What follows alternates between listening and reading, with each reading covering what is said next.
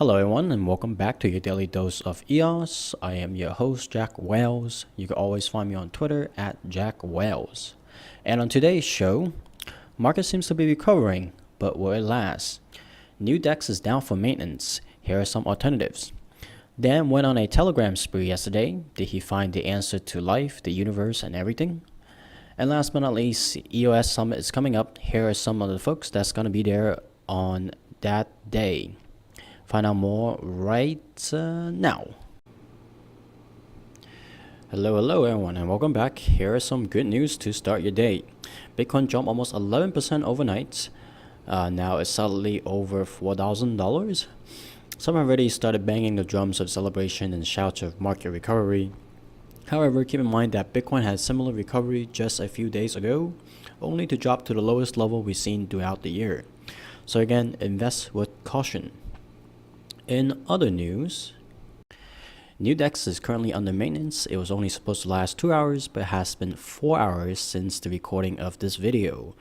Here are some of the alternatives I put together for you if you do want to trade during this period.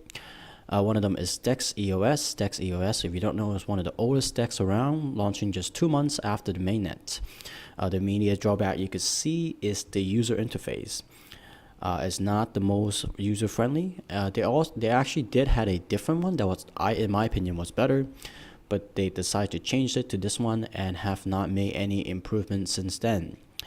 The other thing is the small volume on this exchange, which actually leads to a pretty big price spread. You can see here on Dice, the Dice token, one of the most heavily traded tokens, the spread is around 0.002. Now that might not sound like a lot, but on NewDex that would normally 1 or less than that. This is a heavily traded token. For the even smaller tokens, the spread could go up to 0.2. So it's not great, but it is the second best we have. And if you are desperate enough, here's another one that you could only use through the Meet.1 wallet and is only in Chinese. One of the upsides of this is that it is KYC free and is the third most popular exchange. A lot of Chinese traders trade on this exchange, even though it's not showing any volume right now. So yeah, just again, not great, but at least it's usable if you have to trade right now. Last but not least, Dan went on a Telegram spree yesterday with some pretty wild claims, and I'll just read out for you guys. Picture credit goes to EOS Dapstart. I'll feature his channel at the end of the video. Dan wrote on Telegram yesterday, "What if I tell you I've solved privacy and infinite scalability issues? What if I tell you 10 million transactions per second with no fees? What if I tell you no RAM or disk issues? And what if I tell you M1 could run a full node? What if I tell you no voting or staking? What if I tell you 200 millisecond confirmation times? And what if I tell you all of that by 2019? If you tell me that, I'll say, hey man, are you drunk?" And and that's some of the community's reaction to that message as well. So I do have a Telegram bot called Dan's Messages, and I think a lot of you do also, that keeps track of Dan Lammert's message, and I searched it, it was not on there. However, I did do a thorough search on Telegram and can confirm those messages were actually sent by Dan.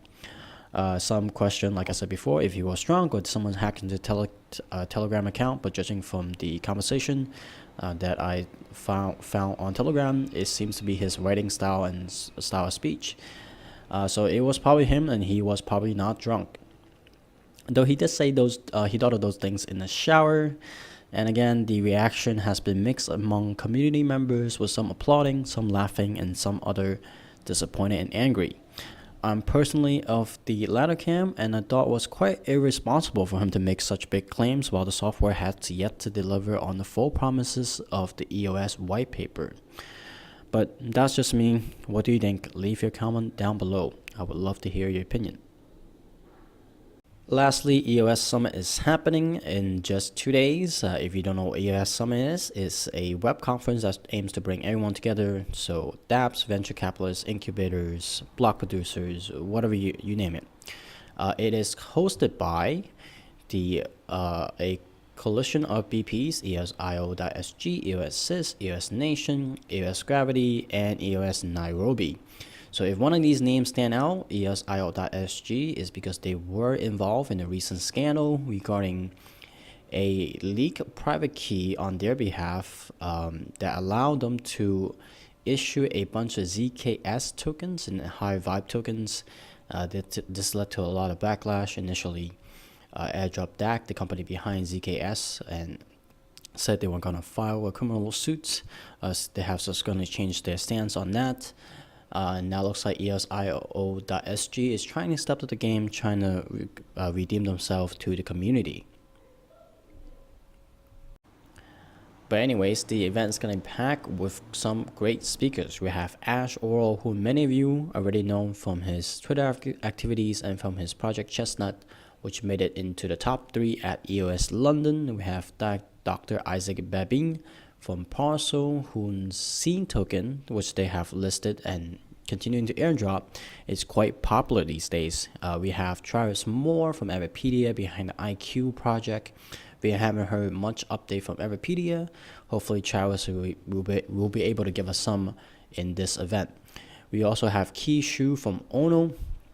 Ono, if you don't know, was one of the projects that was supposed to launch on the main chain during the launch of the main chain. But they have since moved on to their own blockchain. So it's interesting to see Key appearing in the guest list. We also have Nev from Infiniverse, which listed their INF token on NewDex before obviously NewDex went into maintenance. And the rest of the cast includes Luminex, we have Shintai, we have Prospectors.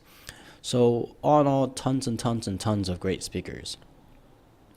So that's all the news for today. But before we wrap up though, I want to address a few things. I used to post all my videos on various Telegram groups and it didn't seem to be an issue, and when it's a smaller group I usually ask admin before I post it. However, I did get a notice from Telegram yesterday saying someone reported my post as spam, so I won't be doing that anymore now. Instead, I have set up a Telegram channel. I know a lot of you guys are watching from Telegram. This channel will help you get notified when the video is published. If you are interested in that, the link is t.me/dd of EOS. DD stands for Daily Dose. So check that link below and follow the channel. Another thing is that the video I did on EOS Black yesterday was reported as inappropriate, which again seems odd because there was nothing in there that would be inappropriate.